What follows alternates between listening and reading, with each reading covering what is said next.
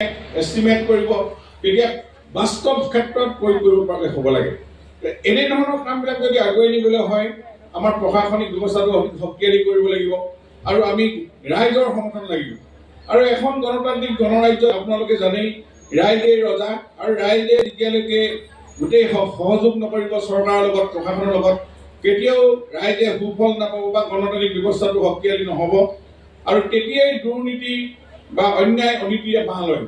এইখিনি মুখিমূৰ কৰিবলৈ হ'লে আমি প্ৰশাসনিক ব্যৱস্থাটো জানিব লাগিব আৰু প্ৰশাসনিক ব্যৱস্থাটো শক্তিশালী কৰিব লাগিব আৰু আমিও গোটেই কথাখিনি জানিব লাগিব আৰু উঠি অহা প্ৰজন্মকো এই কথাখিনি ধ্যান ধাৰণাখিনি আমি ধুনীয়াকৈ তেওঁলোকক বুজাই দিব পাৰিব লাগিব। গতিকে এইবোৰে লক্ষ্য এনেকুৱা ধৰণৰ লক্ষ্যৰ আগত ৰাখি অসম চৰকাৰে আজি এনেকুৱা 39খন আমি দুদিনৰ ভিতৰত আমাৰ CDC অৰ্থাৎ ডিষ্ট্ৰিক্ট কমিশ্যনাৰ কাৰ্যালয় আমি উদ্বোধন কৰিছোঁ। আজি ইয়াত নাহৰকটীয়া সমষ্টিৰ এলেকাটোৱে এই ডিষ্ট্ৰিক্টৰ এলেকা হ'ব। এতিয়া ইয়াত কি কি কাম হ'ব আমাৰ বিধায়ক ডাঙৰীয়া জিলা আয়ুক্ত ডাঙৰীয়া ধুনীয়াকৈ কৈ গৈছে। আমি কিছুমান সৰু সৰু কামৰ কাৰণে ডিব্ৰুগড়ত যাবলগীয়া আছিল য'ত সময় লছ টকা পইচা লছ দিনটোৰ ক্ষতি হয়। সৰু কাম এটাতে আজি PRC চাৰ্টিফিকেট এখন লেণ্ড চেল পাৰ্মিশ্যন এটা এইবিলাকতো আমাৰ দৈনন্দিন এইবিলাক প্ৰতিজন মানুহৰ এইবিলাক দৈনন্দিন প্ৰয়োজন বস্তু PRCখন নন ক্ৰিমিনেল এইবিলাকতো এতিয়া ইয়াতে হ'ব। সকলো এতিয়া আপুনি চোতালৰ পৰা চাহ একাপ খাই আহি অফিচত বহি কামখিনি কৰি ল'ব পাৰিব বা আৰু অন্যান্য কামতো আপুনি যাব পাৰিব। সময় আপুনি বচাব পাৰিব কাৰণ আজিৰ দিনত জানে আপোনালোকে loss of time is the greatest loss of life. গতিকে সময় যেতিয়া আমি ক্ষতি কৰোঁ তেতিয়া আমি জীৱনৰ বহু কাম আমি পিছ পৰি যাম। সময়ৰ মূল্য আমি বুজিব লাগিব আৰু সময়মতে কামবোৰ কৰিবৰ কাৰণে একেবাৰে গাঁৱৰ ওচৰলৈ প্ৰশাসনিক ব্যৱস্থাটো লৈ আহিছে। আমি লেণ্ড ৰেভিনিউ যিমান ৰিফৰ্ম আহিছে আমাৰ ইয়াতো নাহৰকটীয়াতো বহুখিনি আছে। মই বিধায়কৰ লগত পাতিছোঁ বহু লেণ্ড ৰাজহ বিভাগৰ এই সমস্যাখিনি আমাৰ গগৈ ডাঙৰীয়াই কৈছে এইখিনিও আমি সমাধান কৰি দিম কাৰণ আমি বসুন্ধৰা 1, 2, 3 ইতিমধ্যে আৰম্ভ কৰিম আৰু এই 3 আৰম্ভ কৰোঁতেই আপোনালোকৰ যিমানখিনি জটিল সমস্যা আছিলে সেইখিনি সমাধান হ'ব। অৰ্থাৎ আমি জাতি মাটি ভেটিৰ কথা কৈ আছোঁ, মাটি আমাৰ অধিকাৰ কথা কৈ আছোঁ। আমাৰ মাটি আমাৰ অধিকাৰ। যদি আমি মাটিৰ পটাখনে নাথাকে তেতিয়া আমাৰ জাতি কেনেকৈ গঠিত হ'ব, ভেটি কেনেকৈ আমি পাম। গতিকে আজিৰ তাৰিখত এই জাতি মাটি ভেটিৰ কনচেপ্টত আমি চৰকাৰী মাটি সংৰক্ষণ কৰিম, PGR মাটিও আমি ৰক্ষা কৰিব লাগিব আৰু চৰকাৰী মাটিত যিসকল আমাৰ খিলঞ্জীয়া মানুহ বহি আছে বহুদিন ধৰি তেওঁলোককো পতা দিম।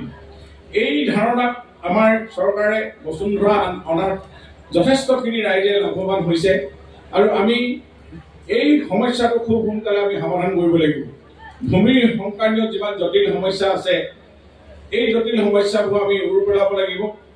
মাটি সম্পত্তি অধিকাৰ প্ৰতিজন নাগৰিকৰ থকাটো উচিত। ই অকল সম্পত্তিয়ে নহয়, মাটি হ'ল গৌৰৱৰ এক প্ৰতীক।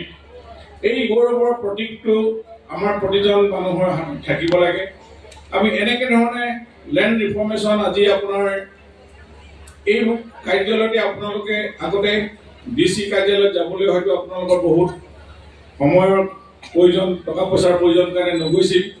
এতিয়া পোনপটীয়াকৈ আপোনাৰ ইয়াতে চাৰ্কল অফিচাৰ বা ডিষ্ট্ৰিক্ট কমিশ্যনাৰ বহিব, আপুনি পোনপটীয়াকৈ কথাখিনি জানি ল'ব পাৰিব আৰু কি কাগজ পত্ৰ দিয়ে মই ভাবোঁ আজি ইনগ্ৰেশ্যন কৰাৰ পাছত আপোনালোকে কাইলৈৰ পৰাই এপ্লিকেশ্যন দিবই পাৰে বোলে মোক চেল পাৰ্মিশ্যন লাগে, মোক PRC চাৰ্টিফিকেট লাগে। কাৰণ প্ৰচিডিউৰটো অকণমান এইবিলাক অফিচ ষ্টাফ ছেটিং হওঁতে অকণমান টাইম লয় আৰু লাহে লাহে আমাৰ যিকেইটা বিভাগ আহিছে এতিয়া আমাৰ ছাপ্লাই বিভাগ আটাইতকৈ এইটো গাঁৱৰ ৰাইজৰ কাৰণে এটা অতি খুব জৰুৰী বিভাগ। এতিয়া আমি ৰেচন কাৰ্ড দিয়াৰ ব্যৱস্থা কৰিছোঁ, চৰকাৰে খুলি দিছোঁ। এতিয়া ৰেচন কাৰ্ডৰ আপুনি আবেদন ইয়াতে জমা দিব পাৰে বা আমাৰ যি সমবায় সমিতি আছে এজেণ্ট আছে তেওঁলোককো দিব পাৰে। কাৰোবাৰ ঘৰত 3জন মানুহ আছে, এজনৰ নামতহে অকল ৰেচন কাৰ্ডখন আছে, বাকী কেইজনকো তাতে ইনক্লুড কৰিব পাৰিব। এডিশ্যনেল যিটো ইনক্লুড কৰিব পৰা এতিয়া আমি ছিষ্টেমটো খুলি দিছোঁ। কাৰোবাৰ এই ৰেচন কাৰ্ড পোৱাৰ লগে লগে অৰুণোদয় পাব আপোনালোকে। অৰুণোদয় পাব, আয়ুষ্মান কাৰ্ড পাব, এনেধৰণৰ এই ৰেচন কাৰ্ডটো কিমান মূল্য, গতিকে এই কাৰ্ডটো প্ৰত্যেকৰ ঘৰত থকাটো জৰুৰী। আমি যিটো নিৰ্দেশ দিয়া আছে আজিৰ তাৰিখত 4 লাখ টকা ইনকমলৈকে এখন ৰেচন কাৰ্ড পাব পাৰে নতুন গাইডলাইন মতে। আমি আগতে 2 লাখ টকাৰ ইনকমৰ কথা আছিলে। গতিকে এই কাৰ্ডখিনি আপোনালোকে লওক আৰু চৰকাৰী সুবিধাবিলাকক গ্ৰহণ কৰিব পাৰিব। আজিৰ তাৰিখত আটাইতকৈ ভাল খবৰ 18 নম্বৰ PM কিষাণটো প্ৰধানমন্ত্ৰী নৰেন্দ্ৰ মোদী ডাঙৰীয়াই আজি 2000 কৰি আহি দিছে। হয়তো কাৰোবাৰ যদি আছে নেকি, মেছেজ আহিছে নেকি, 1 বজাত দিয়াৰ কথা আছিল, নহয় জানো? মচাবাইলতো আজিকালি মেছেজ আহেই, ফলককে বাজেই নহয় জানো? গতিকে এই PM কিষাণ 18 নম্বৰটো আহিছে। এইবিলাক হ'ল প্ৰধানমন্ত্ৰী নৰেন্দ্ৰ মোদী ডাঙৰীয়াই এই কৃষকসকলৰ কাৰণে যিখিনি সুবিধা দিব লাগে, বা আমি পথাৰ দখল কৰিলে বজাৰ দখল কৰিব পাৰিম, এই কনচেপ্টবোৰ আমাৰ থাকিব লাগিব। আমি কোনো মাটি আবাদী চন পেলাই থব নালাগিব। সেইকাৰণে আমাৰ কৃষক গোট হ'ব লাগে, আমাৰ উদীয়মান কৃষকসকল ওলাই আহিব লাগে, আৰু তাৰ কাৰণে ছাবচিডি ৰেটত আমি যি পাৱাৰ টিলাৰ ট্ৰেক্টৰ বিভিন্ন ধৰণৰ মেনিউৰ এইবিলাকো এগ্ৰিকালচাৰ ডিপাৰ্টমেণ্টে দি আছে। কিন্তু এইবিলাকৰো সা সুবিধা ল'ব লাগে। মুঠৰ কথা হ'ল অসমীয়া মানুহৰ আৰ্থিক অৱস্থা টনকিয়াল হ'ব লাগে। অসমীয়া মানুহে কোনো ভোকত থাকিব নালাগে, লঘোণত থাকিব নালাগে, কোনো দৰিদ্ৰ সীমাৰ তলত থাকিব নালাগে। আৰু তাইক আগবঢ়াই লৈ যাবৰ কাৰণে আজি যি স্বচ্ছ নিকা পদ্ধতিৰে নিযুক্তি দিয়া কৰা হৈছে, আজি সেইকাৰণে গাঁৱৰ দুখীয়া মানুহ এটা সকাহ পাইছে।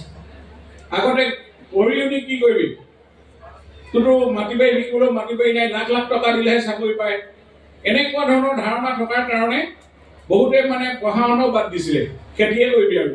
কিন্তু এতিয়া আমি এই চৰকাৰখনে যেতিয়া নিযুক্তি পাইছে, চৰকাৰ কাৰো ওচৰত বিধায়ক মন্ত্ৰী ওচৰত নোযোৱাকৈ আগত তামোল এখন নিদিয়াকৈ আজি ভাল ভাল চাকৰি পাইছে।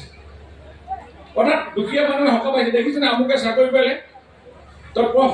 এতিয়া মাক দেউতাকে নিজৰ ল'ৰা ছোৱালীক পঢ় কৰিবলৈ কৈছে, আৰু পঢ়াৰ কাৰণেও আমি যিখিনি স্কলাৰশ্বিপ দিব লাগে, ফ্ৰী এডমিশ্যন দিব লাগে, মিড ডে মিল, এইখিনিও ব্যৱস্থা আছে। আমি এই অহা 6 তাৰিখে কালিলৈ দিনটোত আমি আকৌ এই মহিলা আমাৰ ছাত্ৰীসকলৰ কাৰণে আমি যিটো নিযুত মইনাৰ আঁচনি লৈছিলোঁ, আমি আনুষ্ঠানিকভাৱে কাইলৈ চেক প্ৰদান কৰা হ'ব 6 তাৰিখে।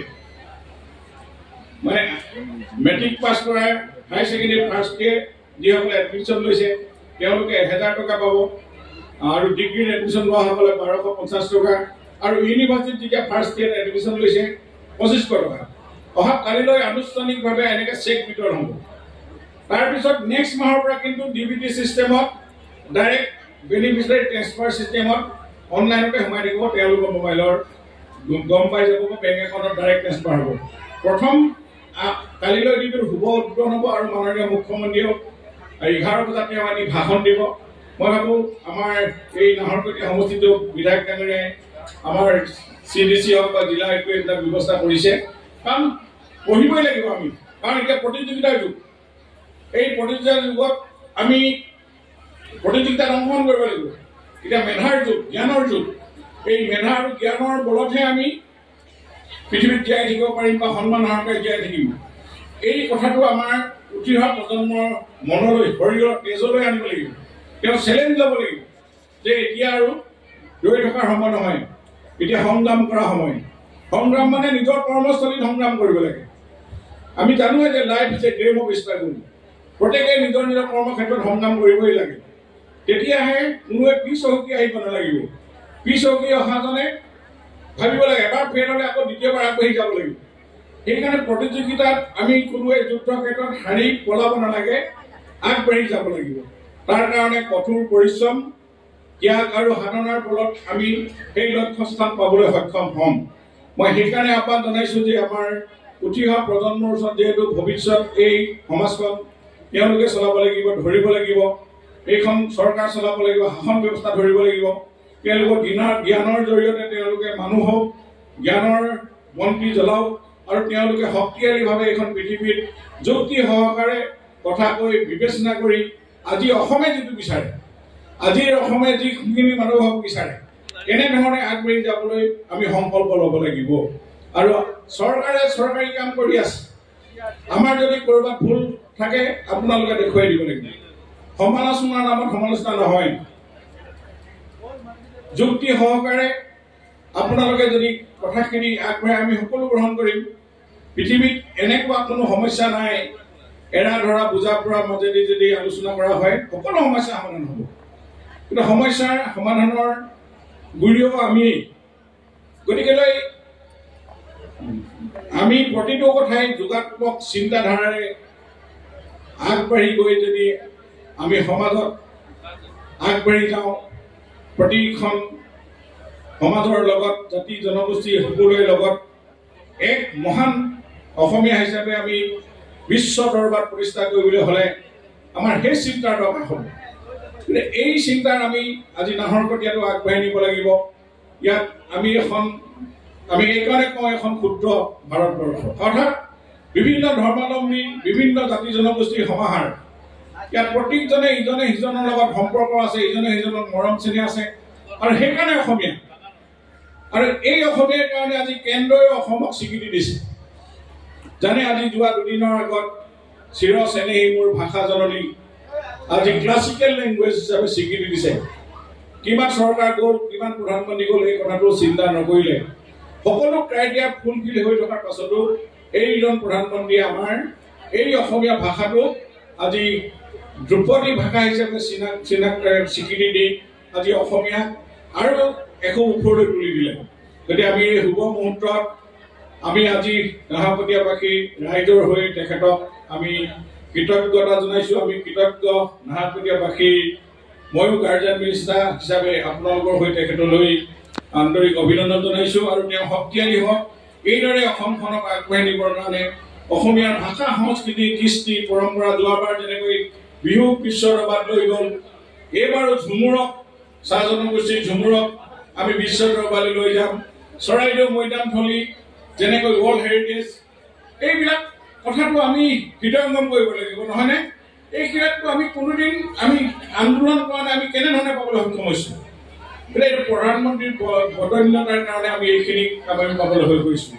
গতিকে এইখন নাহৰকটীয়া এখন বুৰঞ্জী প্ৰসিদ্ধ ঠাই। নাহৰ কোঁৱৰক কটাৰ কাৰণে নাহৰকটীয়া হ'ল, নহয় জানো? বুৰঞ্জীয়ে কয়। গতিকে এই ইতিহাস আমি জীয়াই ৰাখিব লাগিব যে ইয়াৰ বুৰঞ্জী, ইয়াৰ গৌৰৱ গৰিমা বজাই ৰাখি আমি আমাৰ সমাজখন অধিক শক্তিশালী কৰিম। চৰকাৰী প্ৰশাসন যন্ত্ৰক অধিক ওচৰ চপাই নিবৰ কাৰণে আমিও চেষ্টা কৰিম।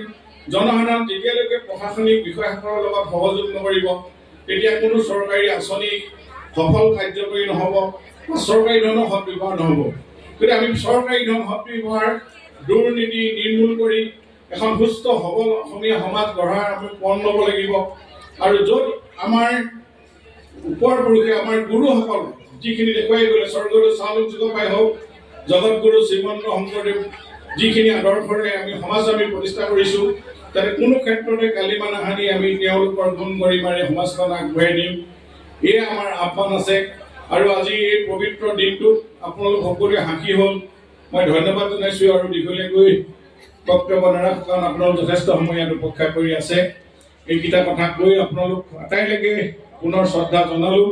আৰু প্ৰশাসনৰ ইয়াত বহিব, আমি অনুৰোধ জনাইছোঁ, আমি আহিম মাজে মাজে ইয়াত ৰিভিউ হ'ব, বিভাগবিলাক কেনেকৈ চলিছে আৰু ৰাইজৰ কামবিলাক কিমান স্মুথলি কামখিনি চলিছে। আৰু ইয়াত যাতে ৰাইজৰ আবেদনবিলাক আজিকালি RTPSও আছে, কিমানে আবেদন দিছে, অনলাইন কি, এইবিলাকো অকণমান সভাত এটা ৰিভিউ কৰি বা পৰৱৰ্তী সময়ত আমাৰ ইয়াত ভিডিঅ' হওক, চাৰ্কুল অফিচাৰ সকলোকে লৈ এই গোটেই কথাখিনি ৰাইজৰ ওচৰলৈ লৈ যাব। আমি প্ৰগ্ৰেছ ৰিপৰ্ট চাম। আমি ভাল ডিব্ৰুগড় জিলাই নহয়, অসমৰ ভিতৰতে নাহৰকটীয়া এই CDCয়ে যাতে ভাল এটা সন্মান লাভ কৰে বা কামবিলাক কৰাৰ ক্ষেত্ৰত ৰেংক পায়, মই তাকে আহ্বান জনাইছোঁ। বিষয়াসকল ৰাইজৰ লগত থাকক, ৰাইজ যেতিয়া বিষয় আমাহিব। গতিকে এইখিনি আজি সময়ৰ আহ্বান, তাকে সকলোকে মই এইখিনি ক্ষেত্ৰত সহযোগ হ'ব বুলি মই আশা ৰাখিছোঁ। আটাইলৈ পুনৰ শ্ৰদ্ধা, অভিনন্দন, আন্তৰিক মৰম চেনেহ জ্ঞাপন কৰি আনুষ্ঠানিকভাৱে আজি এই সমজিলা কাৰ্যালয় নাহৰকটীয়া বিধানসভা সমষ্টিৰ উদ্বোধন কৰা হ'ল বুলি ঘোষণা কৰি মোৰ বক্তব্য ইমানতে সামৰণি মাৰিলোঁ। ধন্যবাদ। জয় অসম, জয় হিন্দ।